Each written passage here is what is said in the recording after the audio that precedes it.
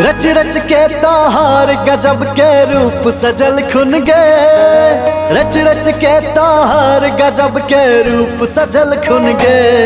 दैवाई बहुत फुर्सत सा तोहर सूरत बनल खुन गे।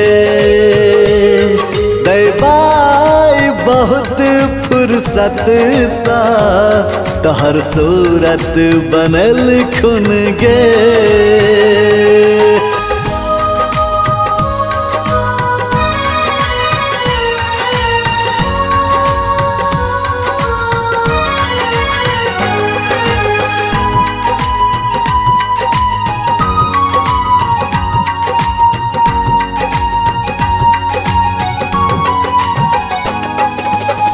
थोर लागे छो जना भोर के किरण गे।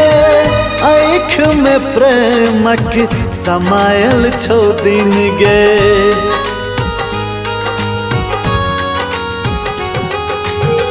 थोर लागे छो जना भोर के किरण गे। आँख में प्रेमक समायल छो दिन गे। बिंदी साजल चेहरा लागो चांद भेजल खुन गे। बिंदी साजल चेहरा लागो चांद भेजल खुन गे। दैवाई बहुत फुर्सत सा तोहर सूरत बनल खुन गे। दैवाई बहुत फुर्सत सा तोहर सूरत बनल खुन गे।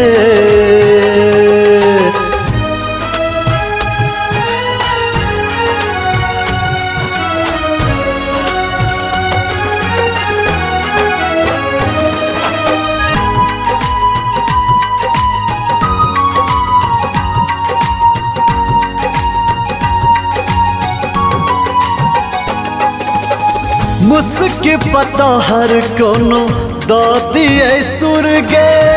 मन हैया देखत रही टुकुर टुकुर गे।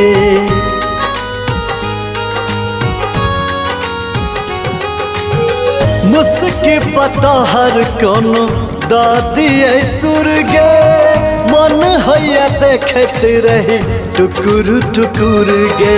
गाल गुलाबी चेहरा खिलल रूप सजल खुन गे। गाल गुलाबी चेहरा खिलल रूप सजल खुन गे। दैवाई बहुत फुर्सत सा तोहर सूरत बनल खुन गे।